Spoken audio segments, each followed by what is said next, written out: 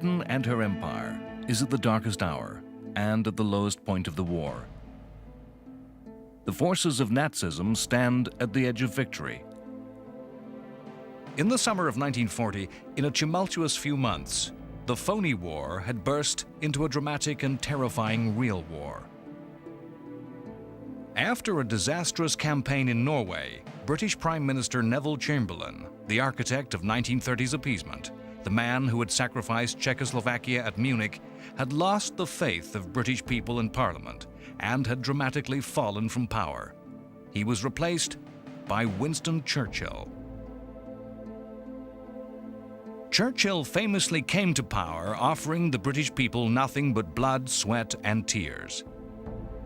The spring and early summer of 1940 had brought the British people nothing but bad news. The British armed forces and their allies nothing but defeat after crushing defeat. The continent of Europe had fallen rapidly before the blitzkrieg of the Panzer armies. Holland, Belgium, and France had all surrendered in the space of weeks. The French were nationally humiliated as the Wehrmacht marched down the Champs-Élysées. With the entire British army in France nearly encircled, their backs to the sea, a mysterious moment of indecision by Hitler had saved 1/3 of a million British and French soldiers evacuated from the beaches of Dunkirk by an armada of small boats and ships.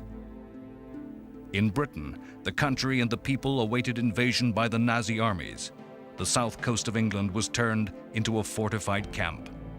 The home guard of old men and boys was hastily recruited and stood waiting with desperately improvised weapons. The very structure and fabric of the country was broken up to fuel the war effort, to build planes, tanks, and ships. The population awaited the ringing of church bells, which would be the signal that the invasion had begun. Fear, rumor, and paranoia infested the British people as spies and infiltration were seen everywhere. Elsewhere, the world seemed to be turning its back on Britain and her empire. The Soviet Union had extinguished the independence of the Baltic states, content that Hitler had given the Soviet system a free rein in the East. Fascist Italy had joined the war. The Rome-Berlin axis was now a military as well as a political alliance. The United States remained steadfast and resolute in its neutrality. Churchill promised Britain's enemies that they would be fought on the beaches, that Britain would never surrender.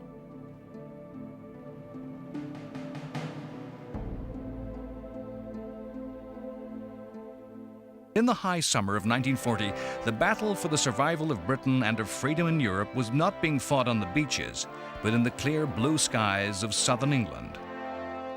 The story of the Battle of Britain is a story of weapons, a technological story as much as it is a story of collective national heroism and the individual courage of young men.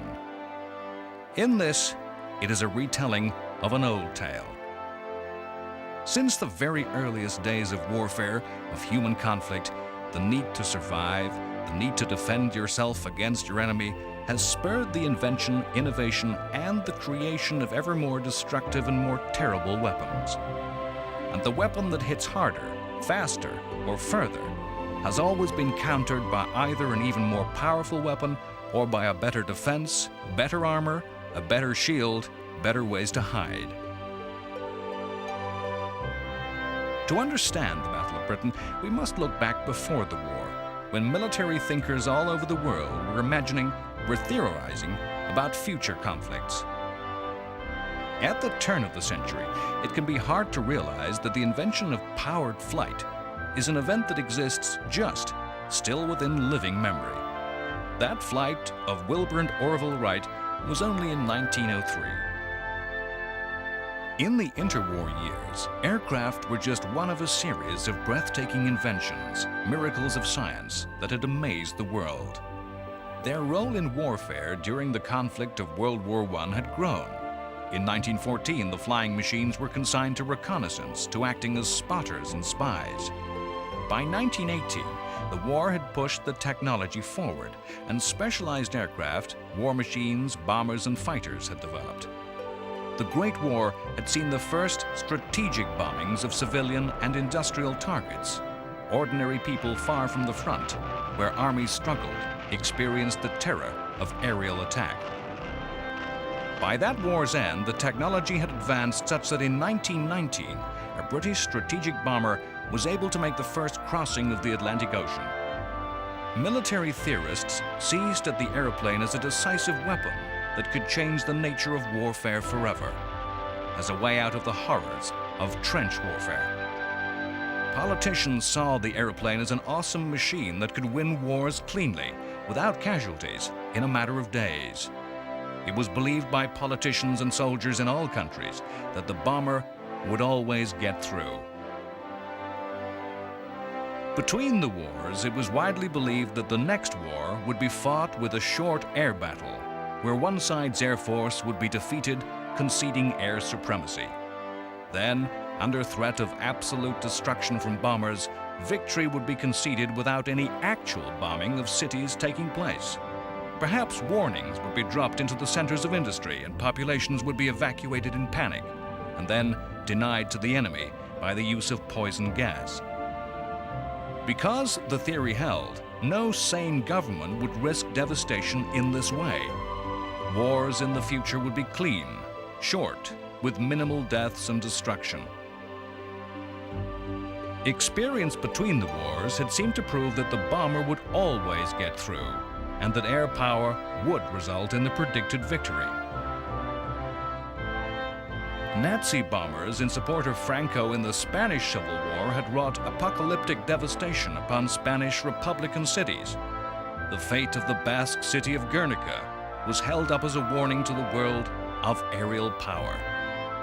The British Royal Air Force had ruthlessly used bombing to economically and painlessly, without British casualties, police the wilder parts of the British Empire, bombing the villages of rebellious tribes in Arabia and Afghanistan, sparing the cost and the risk of British ground troops. During the 1930s, the Italian Air Force had used aircraft and poison gas to subdue the forces of Emperor Haile Selassie in Ethiopia. Of course, these easy successes were an illusion. The Spanish Republican government had no air force, no air defense system that could deal with what were state-of-the-art German aircraft. Guernica was a soft, undefended target. The tribespeople that the Royal Air Force intimidated had no air defense, no shelters, and no fighters. The RAF even had the luxury of marking gigantic figures and directions on the surface to aid navigation. The Ethiopian society that Italy attacked was medieval in its structure and technology.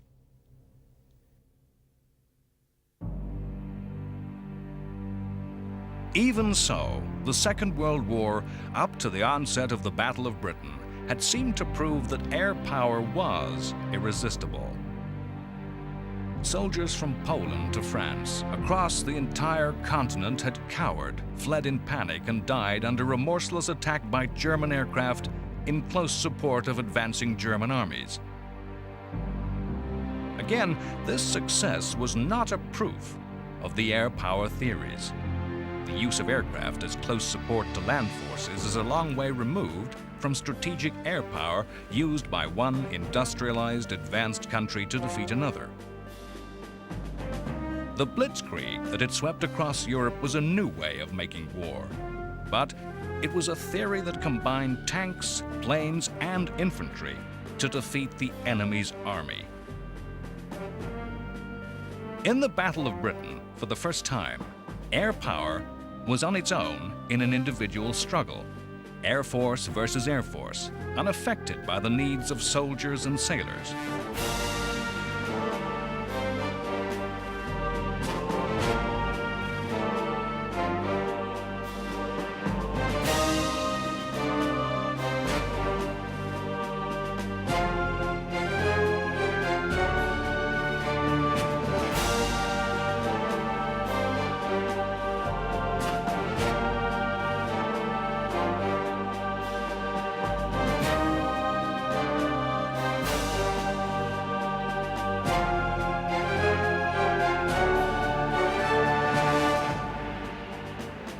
History likes to assign dates to the start and end of events.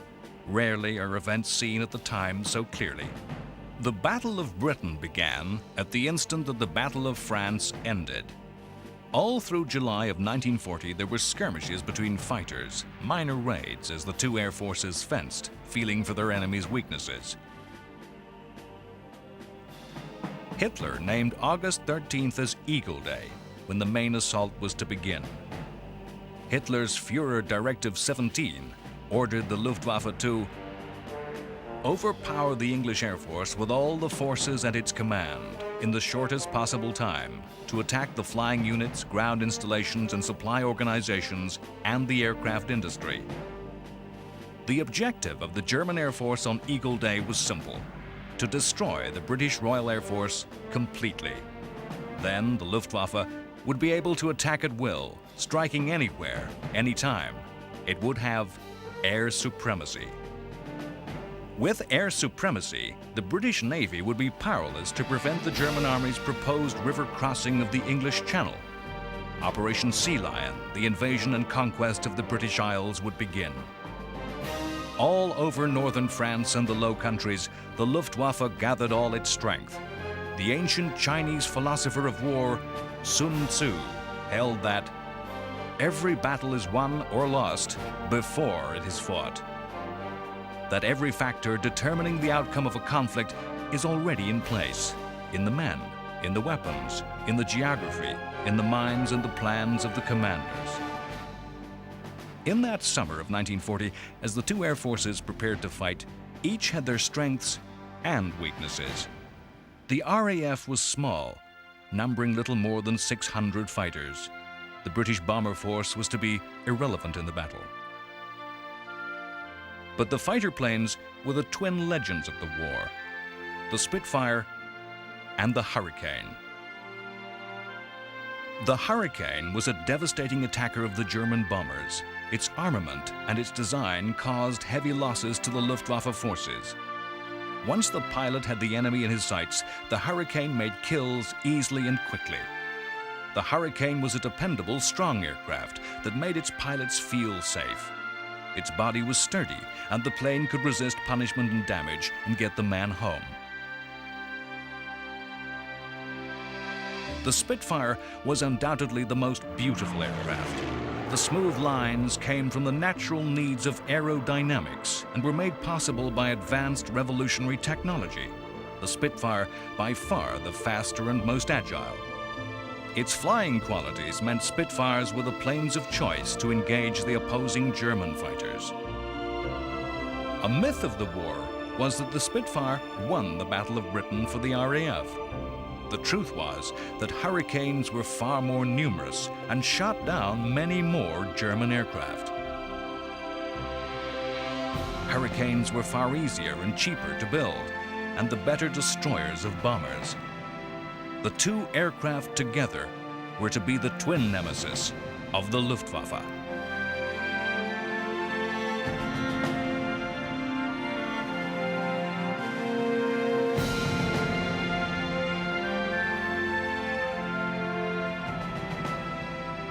The Luftwaffe, however, possessed numerical superiority. A huge force of bombers, more than 1,000 aircraft strong, built to three designs: the Heinkel 111, the Dornier 17, and the Ju-88. The Heinkel and the Dornier both suffered from light bomb loads and poor defensive armament. The Heinkel's peculiar nose design made its crews feel intensely vulnerable. The Junkers 88 was the best German bomber, only slightly slower than the British Hurricane, and although a small aircraft, could deliver its bombs very accurately, as its airframe could take the stresses of dive bombing. All were medium bombers, not capable of carrying the devastating bomb loads seen later in the war.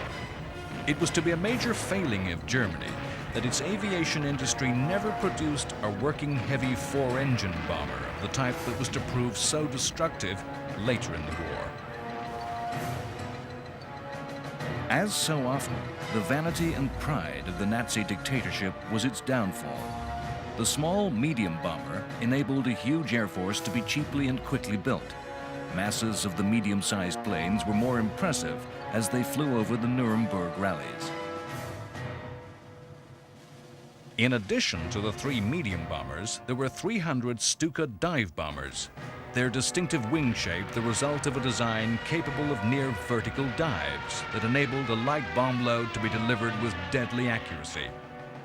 They were slow and clumsy planes in normal flight, and while these aircraft had terrified soldiers on the ground, they were yet to be tested in an Air Force-to-Air Force battle.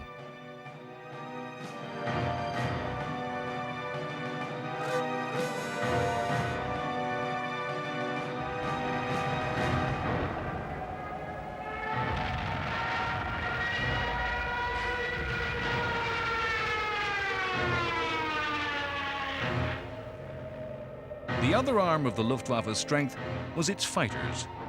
At the start of the Battle of Britain, the Luftwaffe was equipped with 2 machines. The Messerschmitt 110 was a twin-engined and heavily armed fighter, and its crews were regarded by the Nazi leadership as the elite of the Luftwaffe. In fact, the most dangerous adversary of the RAF in 1940 was the Messerschmitt 109, a single-seat, single-engine fighter, the equal of the Spitfire and faster than the Hurricane.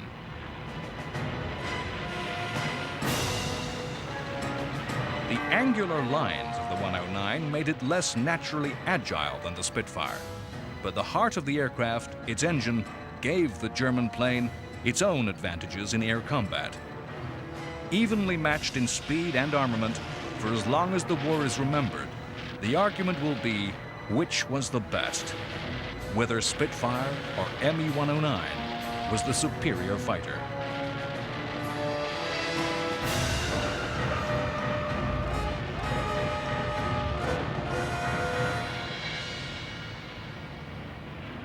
The total strength of the Luftwaffe was over 1,000 bombers and more than 800 fighters, against which the Royal Air Force could muster 600 Spitfires and Hurricanes. There was far more to the technology of the Battle of Britain than simple statistics of bomb load and rate of climb, of top speed, turning circle, and weight and rate of fire. The battle could be won and lost in the aircraft factories. The Battle of Britain was a battle of attrition. The side that lost most planes, that lost the more pilots, would be defeated. With equal losses on either side, the side that could build and replace lost planes the quicker would in the end be the victor. A fact of history is that in the summer of 1940, the British factories could easily outproduce the Germans. 500 Spitfires and Hurricanes could leave the production line every month. The German figure was less than half that. Attrition of machines and attrition of pilots. The most advanced aircraft in the world is a sort of cardboard if no pilot can be found to fly and fight with the aircraft. Fighters like the 109 and the Spitfire were demanding planes to fly, needing skilled pilots. The Spitfire's speed, agility, and responsiveness to control would terrify the beginner. In this, the Germans had the edge. Huge numbers of conscripted young men passed through the Luftwaffe in the 1930s, and Germany could call on 10,000 qualified pilots. In comparison, Britain had just over 2,000 young men, scraped together from amateurs, university flying clubs, and the remnants of the Polish and the Czech air forces. The RAF could train only 50 new pilots a week. Yet, the technology of the battle had another dimension: radar. The story of radar is a classic example of how human inventiveness makes connections. In between the wars, a serious question was asked of British aircraft research. Could radio waves be used as death rays, stalling the engines of enemy aircraft or boiling the blood of pilots, both of which were thought theoretically possible? The scientific reply was that radio waves could not be made strong enough to do such things, they would just bounce off. But a connection was made. Flying aircraft were causing problem interference with transmitters of the BBC, and the idea of radar was born. Between the wars, finding and tracking incoming attacking aircraft was thought an impossibility and was central to the belief that the bomber would always get through. The use of radar was to give the RAF the crucial advantage in the Battle of Britain. It would be wrong to suppose that Britain alone had radar. In 1940, all major countries had radar programs, but British work was the most advanced. Most importantly, Britain understood what the new technology meant, had worked out how to use radar, how to process the information, and use the intelligence gathered to control and direct fighters towards incoming bombers.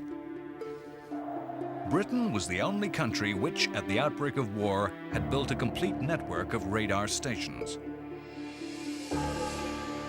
Germany did not realize the value and importance of the technology.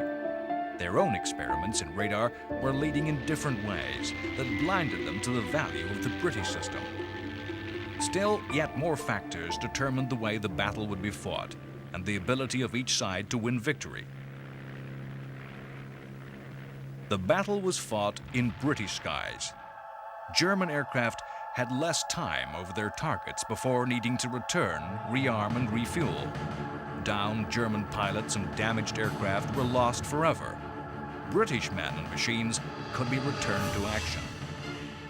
In so many ways, the two air forces were evenly matched. Strengths and weaknesses evened out in determining the chances of defeat or victory for both sides. A weakness of the German side was their battle plan. Even though they knew their clear goal was the destruction of the RAF, Germany's leaders had no clear idea as to how to achieve that aim. The course of events in the skies of Britain in the weeks of the campaign against the RAF were marked by abandonment and changes of plan, improvisation and bad intelligence, bad guesswork, that seen with the standpoint of history brought ultimate German failure. Overall, the Germans believed that if they could bring the RAF fighter force to a decisive battle, they would destroy the fighters and the invasion could begin. Luftwaffe leader Göring called it the knockout punch. Hitler even hoped that once the RAF was destroyed, Britain would see sense, capitulate without the need for invasion. The Battle of Britain divides into a number of phases. In the first phase, on Eagle Day, the Luftwaffe attacked a wide variety of targets, some airfields, the naval dockyards at Portsmouth, shipping in the English Channel, some radar stations, aircraft factories, and so on. The aim? To rain blows everywhere, to provoke the RAF into a fight. The RAF held its own in this first phase, and crucially, the radar stations were not systematically attacked again after that first day. German intelligence did not realize how effective the British system was. The result was that the attacking forces were always met by British fighters. The skies of southern Britain were full of aircraft. The newsreel showed proud home guards standing over downed aircraft in the fields.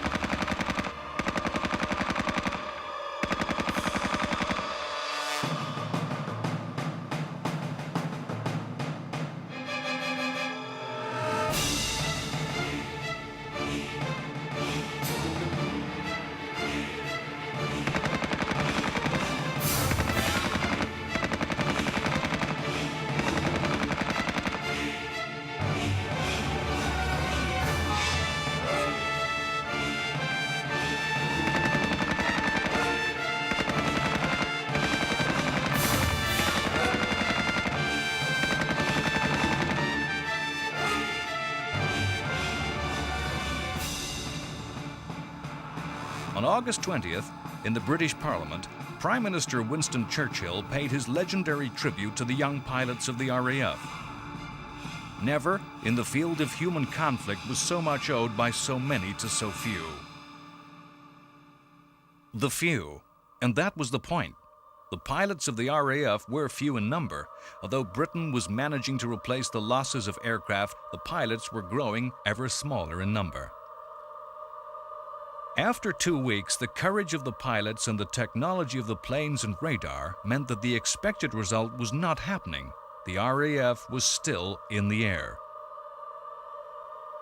From August 24th, a new tactic emerged. Impatient for success, the Luftwaffe focused solely on attacking the RAF's airfields.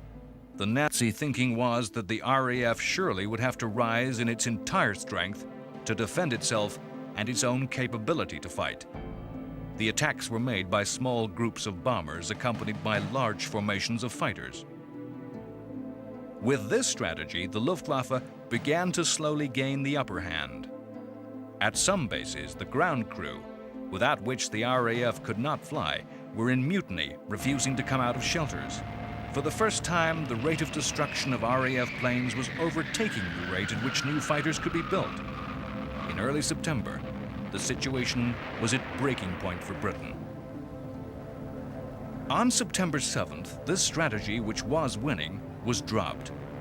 The Germans suddenly mounted mass daylight raids on London. Impatience that victory was slow in coming caused the change. Again, the idea was to provoke the RAF into a mass defense of the capital and bring about decisive defeat. The Germans abandoned all subtlety of tactics, of feints and diversionary raids, and simply threw all their strength in mass attacks, in increasingly desperate attempts to provoke a big final battle. In fact, they presented the RAF with ever larger and easier targets of bombers. If you look for a reason, it is in intelligence. Both sides had inaccurate estimates of the other's strength.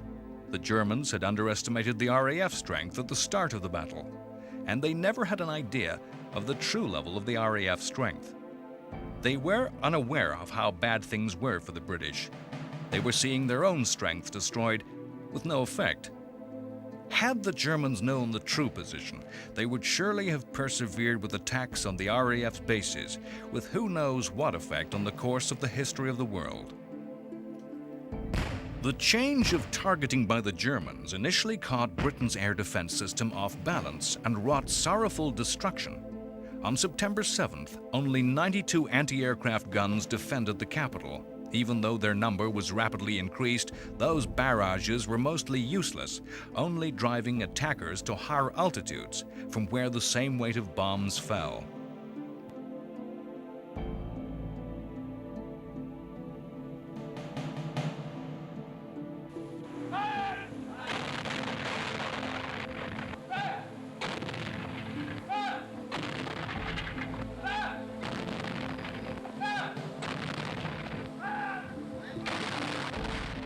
But as the raids continued, the RAF reorganized and found that in the new mass daylight raids, the Luftwaffe was offering easy targets, and the balance of losses swung back heavily toward the British, gradually eroding the Luftwaffe's strength and confidence. The logical thing for Hitler to do, the sensible thing, if you like, was to stick with their plan to continue the strategy that was slowly degrading the RAF's capability. Destroying British bases, destroying British planes. The Battle of Britain was a war of numbers. Each day, the Luftwaffe and the RAF claimed to have won the day. Each exaggerated their own victories and minimized their losses. The ability of each side to tell fact from fiction, to know what was really happening, was a crucial factor in determining the outcome of the battle. The failure of nerve, the decision to end attacks directly against the opposing air force, was a turning point of the war.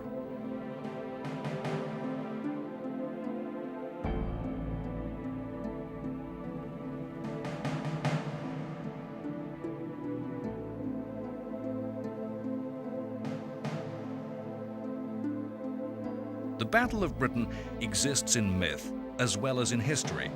But it's no myth that the future of freedom from the whole dark science of Nazi tyranny lay in the hands of little more than 2,500 young men.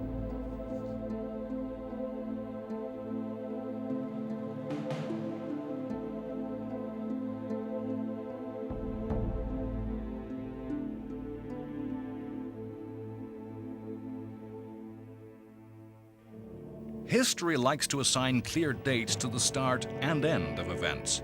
In fact, the real happenings tend to be far more blurred. Throughout early September, the mass daylight attacks on London continued with heavy German losses. Hitler realized the RAF could not be defeated. The invasion of Britain could not happen. The raids on London gradually turned from daylight to night, the object no longer the destruction of the RAF, but of London. The big plan, the strategy for defeating Britain, different. While the big picture was that Germany had suffered a major defeat, had failed to take victory on offer, this might not seem the case for the citizens of London. The Blitz was yet another test of the theory that air power alone could win a war. Win by breaking the will to resist of a population, by inflicting terror and exhaustion. Once again, the most carefully argued of peacetime theories as to how the next war would be won was put to the test of actual war, and the course of events was to confound the best thought-out plans. In the first phase of the Blitz, bombers came every night. Indiscriminate, vaguely aimed attacks were made on the docks on the East End.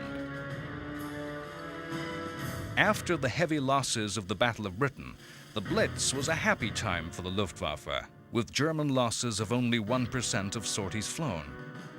The British defenses, for all the roar of anti-aircraft artillery and the ranks of barrage balloons, were impotent.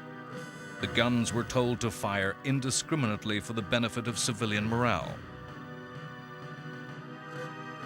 Indeed, it is legendary how the British people showed that bombing does not break the will to resist, and in many cases stiffened resolve. The British civilians climbed over the rubble to carry on their lives in defiance of Hitler. Looking back from a world where war and airstrikes are reported as breaking news, where the perception of a war is as important as the actual strikes, it is perhaps hard for us to see the Blitz as a media event, as news information, the same way as we see wars fought over 50 years later. Thanks to the Anderson shelter, we're quite safe. I think he dropped a couple of bombs on us and it shook the Anderson shelter like very ill. But when I heard the four boys talk to me, I was quite contented.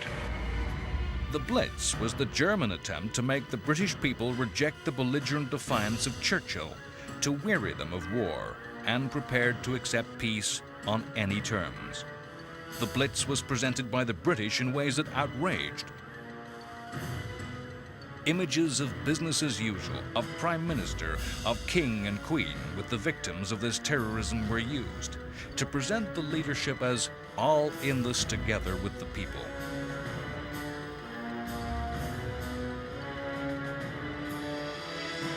The pictures of ordinary innocent civilians made homeless, turned into refugees in their own country, was used in a drip feed of propaganda to turn US public opinion against the Nazis. The truth of the Blitz, as with all truth, is more complex than the fiction. In some places, civilians did flee the cities of Britain in panic. Some people did loot from bomb wreckage. Churchill was not always greeted with cheers. The British Communist Party tried to stir agitation, that workers were being allowed to die through lack of air raid shelters. We live in a world where politicians are too often led by public opinion polls.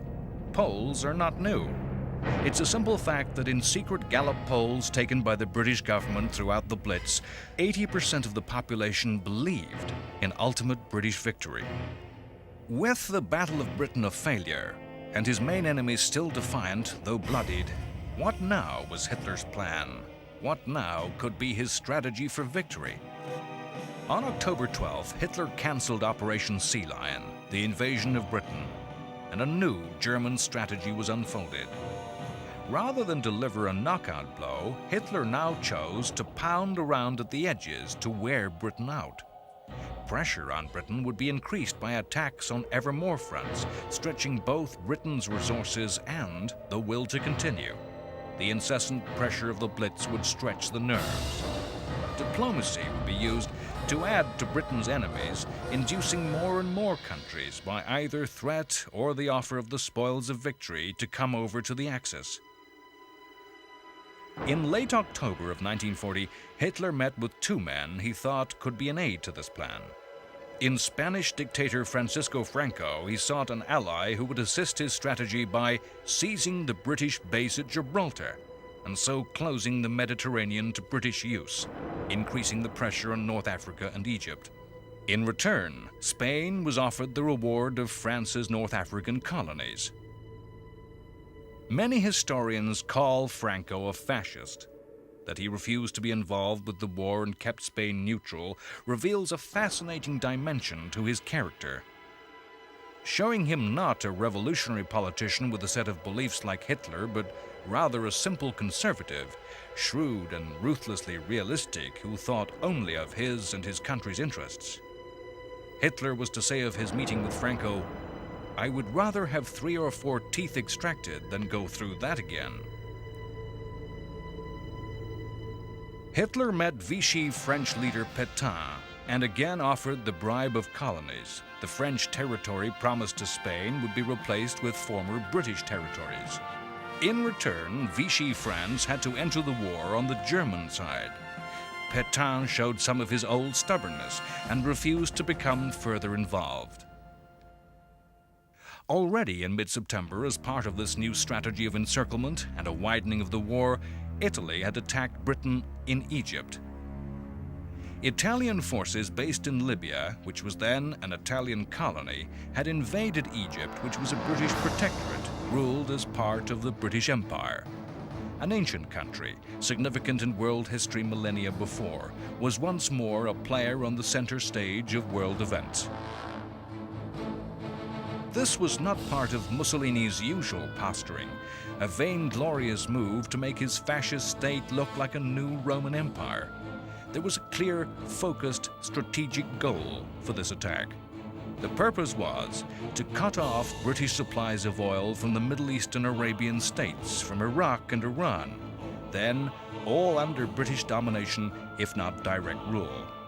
Without these supplies of oil, Britain would simply lose the war. The invasion of Egypt would cut the Suez Canal, an actual and symbolic link to Britain's worldwide empire.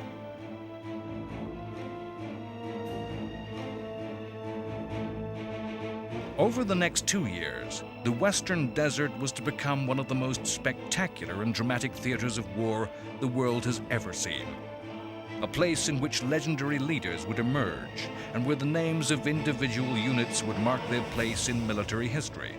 It would be a war of dramatic movement over stupendous distances. The Western Desert was not to be some grim push, a grinding down of the enemy. It would be a conflict with astounding reversals of fortune, with both sides riding astride a seesaw of victory and defeat. The huge, open, featureless space of the desert and the absence of towns and civilians made for a war of easy movement, suited to the new mobile armored tank armies. It was to be a war fought with what would be seen as old-fashioned chivalry and respect for the opponent. Later, when Germany became drawn into the conflict, the absence of SS troops removed the worst excesses of brutality and reprisal that were to be found elsewhere. With hindsight, the Western Desert Campaign would be of major significance in the eventual outcome of the war, but the numbers involved were tiny compared to forces engaged elsewhere in the world. Italy's North African campaign of 1940 was the first time that Mussolini's forces had been pitched into a campaign of their own against another industrialized modern state, as opposed to terrorizing armies barely out of the 15th century, as in Ethiopia. The invasion of Egypt was the first where Italian generals had had to plan a campaign, rather than ride to victory on the backs of others, as they had when Italy belatedly joined the invasion of France. Mussolini's fascist state had proudly boasted that it had created a new, powerful, modern armed force, a military might that would rival and surpass that of ancient Rome. The history of World War II shows that these armies were not successors of the legions, and Mussolini was no Caesar Augustus. The truth was that although vastly expanded in number with splendid uniforms and no more or less brave than most soldiers of the time, Italy's troops were poorly equipped. What good modern weapons the country possessed were spread so thinly as to be useless. The body of men 230,000 strong that attacked Egypt was more of a 19th century force than a modern mobile armored army. The Italians slowly attacked, moved inside the Egyptian border, and after 3 days halted, waiting for more supplies to catch up. If the aim of Italy's Egyptian attack was in part to deny Britain oil, the Axis made moves of its own to ensure security of supply. In October, German forces moved into Romania, a move made to guarantee the Axis the only source of oil in the European mainland. This was not an invasion. Romania was a dictatorship and already sympathetic to the Nazis. In Europe, the war continued to spread to more and more European nations.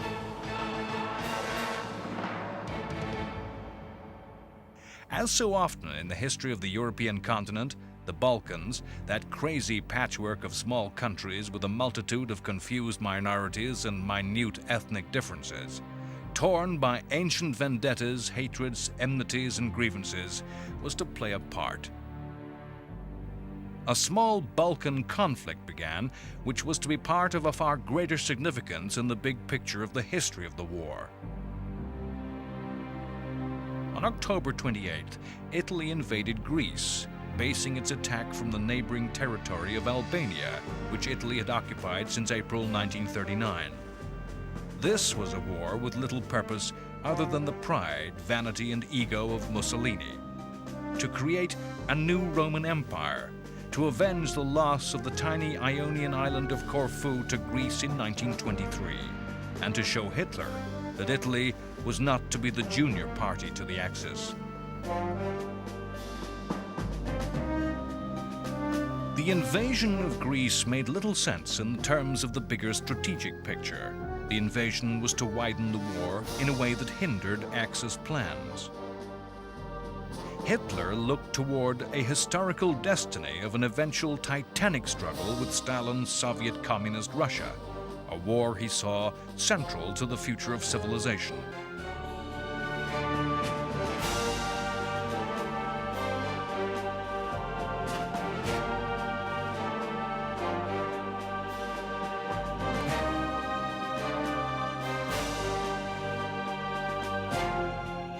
Mussolini's sideshow would drag his German ally into a mire of troubles that would, in the end, help decide the outcome of the war. In the North Atlantic, the pressure from U-boat attacks was mounting to ever greater levels. There was a tremendous shortage of convoy escorts, of the small warships that could shepherd the groups of merchantmen across the ocean. The United States had a vast store of near-obsolete World War I destroyers known as the Four Stackers for their distinctive design. American President Roosevelt struck a ruthless deal with Churchill to receive the use of these spare ships as an instant enlargement to the Royal Navy. The British had to sign away control of their bases in the West Indies and Canada, giving them to the U.S. Roosevelt did not wish to appear to be violating U.S. neutrality, and his hard-headed assessment was that Britain was likely to fall. The American president feared that a future Britain, now in the Nazi camp, would allow German warships and German U-boats to be based in the Caribbean. It was a deal of which the US obtained the best part. By the end of 1940, only 9 of the promised destroyers had arrived. Looking back on the events of 1940, we think of the year as part of the unfolding drama of World War II. Of course, to the people of 1940, it was not yet a world war. It was rather a European war. The transition to global conflict was yet to be made. With hindsight, again, the growth of the war to envelop the world was inevitable. But again, this did not seem the case in 1940. In September, while the Battle of Britain was reaching its height on the other side of the world, the Empire of Japan was marching on its path to war. Crucially, Japan took the decision to attach its destiny to that of Hitler, joining the Axis alliance. Why should Japan do this? What had Japan in common with Nazism, an ideology of racial superiority of white European peoples? Japan had felt threatened by the 1939 Nazi-Soviet alliance, a move which had taken Japan totally by surprise. The Soviet Union was a strategic threat to Japan's ambitions on mainland Asia, in China, and Manchuria. The driving forces of Japanese policy were the Army and Navy. By allying with the Nazis, Japan saw the Northern Soviet threat nullified. Japan saw an oncoming war with the United States as inevitable, and after the fall of France and Holland, believed the resources of the European colonies of Southeast Asia would be needed to fight a war against a strong industrial power. Across an ocean from the struggles of Europe, in the United States, a realization of the direction which history was flowing led America to introduce conscription in peacetime for the first time. We have come to realize that the greatest attack that has ever been launched against freedom of the individual is nearer the Americas than ever before. The Selective Service Act registered American men, and some were chosen for military service. The service of the draftees was restricted to the Western Hemisphere and U.S. territories. But the act was an important step to preparing the United States for inevitable conflict. The growing, expanding nature of the European war was the dominant issue of the 1940 presidential election in America. In a broadcast days before the election, Franklin Roosevelt promised the American people, "Your boys will not die in foreign wars." This promise helped Roosevelt win a record third term in office. FDR's place in American history as one of the greatest of peacetime presidents was already assured. His even greater place as a war leader was something that still awaited both him and America. Next time on World War II, The Complete History. The continuing disasters unfold around the Italian war effort, as the invasion of Greece turns to catastrophe for the Italians with defeat and rout into the hills of Albania. In North Africa, there are mass surrenders of Italian armies as the British Army of the Nile drives the Italians deeper and deeper to retreat. We shall see how the Italian failure draws the forces of Germany ever deeper to the south with the invasions of Yugoslavia and Greece. In North Africa, Italian defeat turns into German triumph as two legends emerge, and the names of Erwin Rommel and the Afrika Korps are linked together in history, and the tide of war sweeps the British to near defeat, only to rebound with dramatic counterattacks. Faced with German onslaught, British and Commonwealth forces face a second Dunkirk as they first invade and are then forced to flee from Greece in face of a ferocious German attack. Churchill demands that America give Britain the tools for victory. The ancient Mediterranean Sea, the site of so many a war, is once more the stage for epic naval action, as the British Navy seeks to emulate its greatest victories, adding the battles of Taranto and Matapan to its roll of honor. In that wine-dark sea, the island of Crete is the scene for bloody and costly German victory, as the pride of the German armed might, the airborne and paratroop forces are squandered in capturing the island. Germany's losses in one battle more dead than the entire war to that point. In the Atlantic, the desperate struggle of the U-boat war continues, reaching a new peak. The British battleship Hood meets its nemesis in Bismarck. Bismarck itself was soon to sink.